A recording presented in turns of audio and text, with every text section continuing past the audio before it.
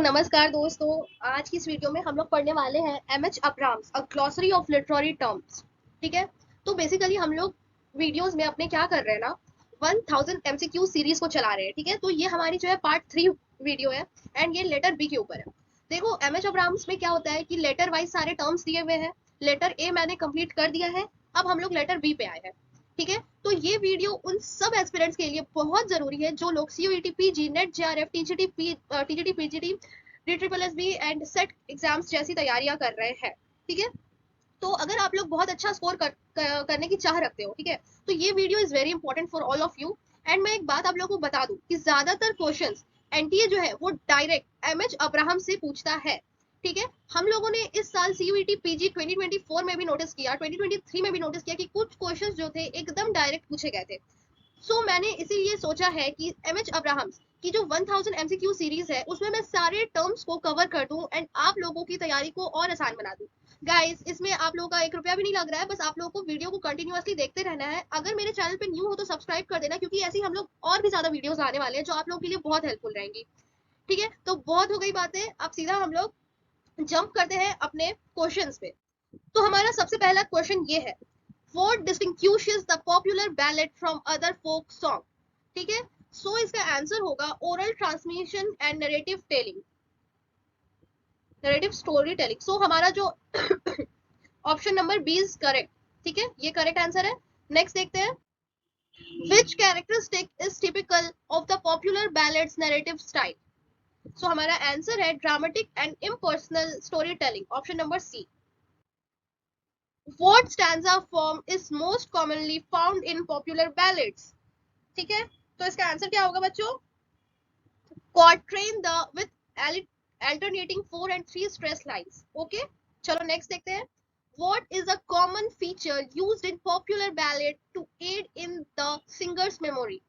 इसका आंसर होगा set formula such as stock phrases and refrain.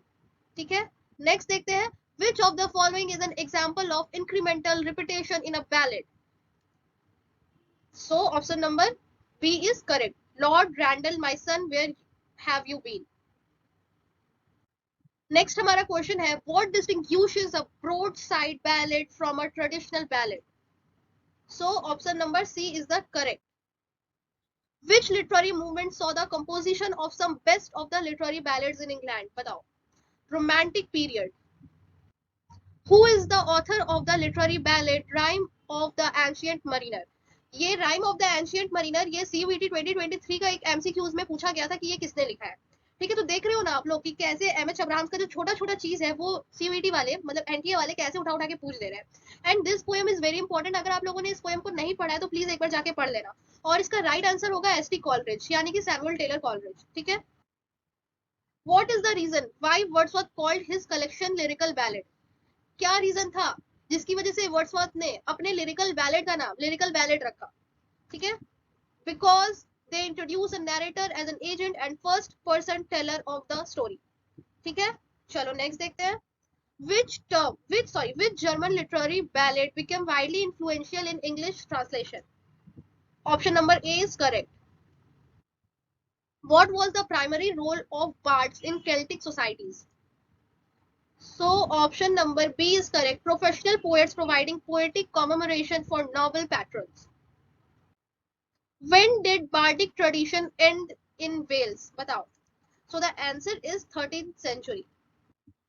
In what context did the concept of the bard appear in Celtic revival movement?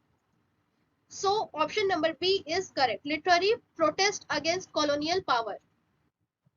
What is the subject of Thomas Gray's The Bard, a Pindari Code? Option number C is correct. Criticism of Norman King Edward I, the Conqueror of Wales. How has the term bard been applied to notable poets over time? A poet of special distinction. What is a characteristic feature of Baroque art according to the text? Elaborate, grandiose, and highly dramatic effect. Who are mentioned as a major examples of Baroque art? The answer is Bernini and the architecture of St. Peter's Cathedral in Rome. In literature, what does the term Baroque often signify? So elaborate and magniloquent style in words और prose. Guys ये words जो है मुझे पता है ये काफी hard होंगे, क्योंकि ये जो वर्ड है ये डायरेक्टली एमएच अब्राहम से उठाया गया है, ठीक है। तो एनटीए क्या कर रहा है ना आजकल कि वो इसी टाइप के थोड़े हार्ड हार्ड वर्ड्स अपने क्वेश्चन में घुसा देता है, जिससे बच्चे कंफ्यूज कर जाते हैं, ठीक है। तो आप लोग एक बार इसको अच्छे से पढ़ लो, आप लोग को सब समझ में आ जाएगा। Which poet works are sometimes described as baroque in English? Richard Crashaw. What does the term baroque derive from? Spanish and Portuguese name for a rough and irregular shaped world. ठीक है. What is the term bathos derived from? Greek for depth.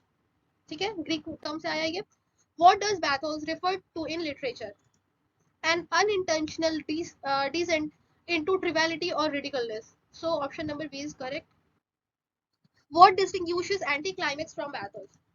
Option number C. Anticlimax is deliberate for comic effect, while bathos unintentional and results in a drop in seriousness. Thomas Gray's Ode on Death of a Favorite Cat. What is the purpose of the moral observation inserted after the cat's drowning?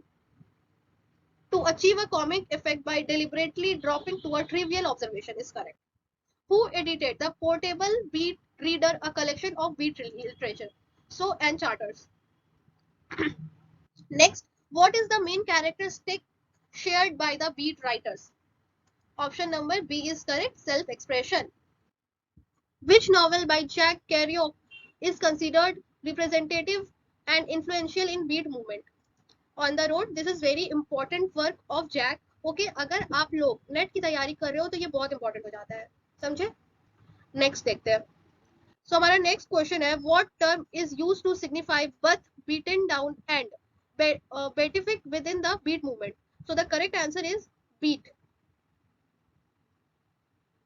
So हमारा next question है, who is the author of Fall, a central achievement of the beat movement? So guys, इसका जो answer होगा वो होगा Elon Ginsberg, ठीक है. Next question देखते हैं. Who defined biography as the history of particular man's life in the late 17th century? Answer is Dryden. Okay. Next. What is the name of the Greek writer known as his parallel lives of Greek and Roman notables? Plutarch. What is the term used to describe the writing's own life by the subject? So the answer is autobiography. देखो, autobiography वो होती है जो हम लोग अपने से खुद के बारे में लिखते हैं, ठीक है. जैसे कि मैं यहाँ पे पढ़ती हूँ, मैं ये काम करती हूँ, ऐसे वैसे करके अपनी लाइफ के बारे में खुद से कुछ लिखना. एंड बायोग्राफी वो होती है जो हमारी लाइफ के बारे में कोई और लिखे. जैसे कि शेक्सपियर है तो उनकी लाइफ के बारे में अगर आप कुछ लिखते हो तो वो बायोग्राफी होगी. अगर शेक्सपियर की लाइफ के बारे में वो खुद से कुछ लिख रहे हैं तो वो ऑटोबायोग्राफी होगी, ठीक है. चलो नेक्स्ट देखते हैं. Who authored the Confessions, considered the first fully developed autobiography? Augustine. Chalo. What is the name of the French writer known for his essays, considered as an early instance of autobiographical self-revelations? Montaigne. Okay.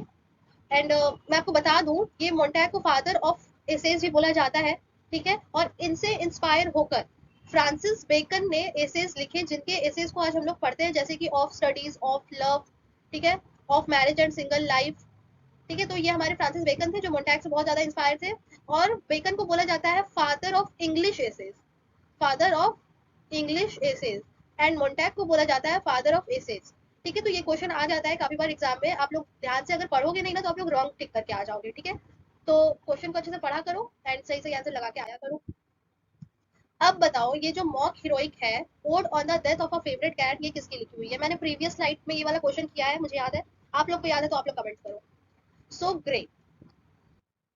What literary form emphasizes the author's developing self and is distinct from autobiography? Memoir. ठीक है.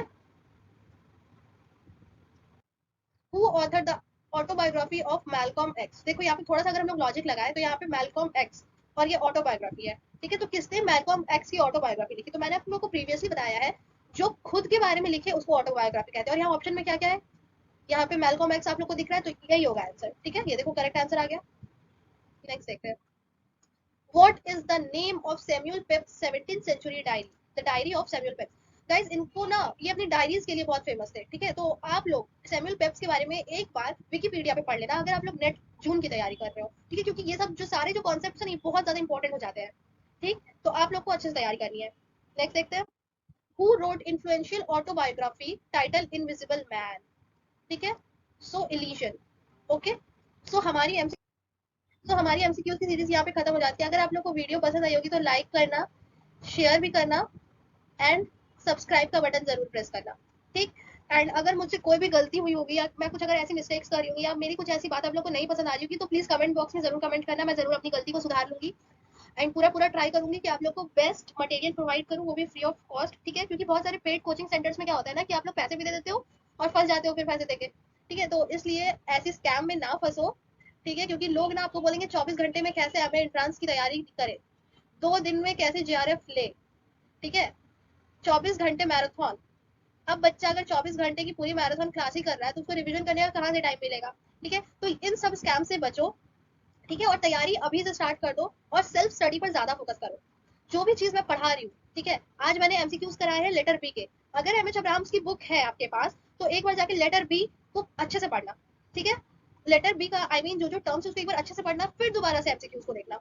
अगर doubt clear ना हो तब बोलना, ठीक है। आप लोग एक बार पढ़ो फिर एमसीक्यूज करो, ठीक है। एमसीक्यूज करने के बाद एक बार फिर से उसको पढ़ो। अगर कंसेप्ट क्लियर नहीं हुआ है तो देखना आप लोग बहुत अच्छा स्कोर करोगे। क्योंकि ये जो एमएच अब्राहम्स की बुक है, आप लोग भरोसा करो या ना करो, ये बहुत बहुत इंपॉर्टेंट है। क्योंकि डायरेक्ट क्वेश्चंस बनते हैं इससे, ठीक है। एकदम डायरेक्ट क्वेश्चंस बनते हैं, ठीक है। तो आप लोगों को एकदम अच्छे से तैयारी करनी है और एकदम फोड़ देना है, ठीक। तो चलो, अगर आप लोग अभी भी इस वीडियो को देख रहे हो, हटाया नहीं है, तो थैंक यू सो मच क्योंकि मेरी बहुत तबियत खराब है एंड मैंने इस हालत में आप लोग के लिए वीडियो ये बनाई है, ठीक है। तो चलो, thank you so much, love you all, bye bye.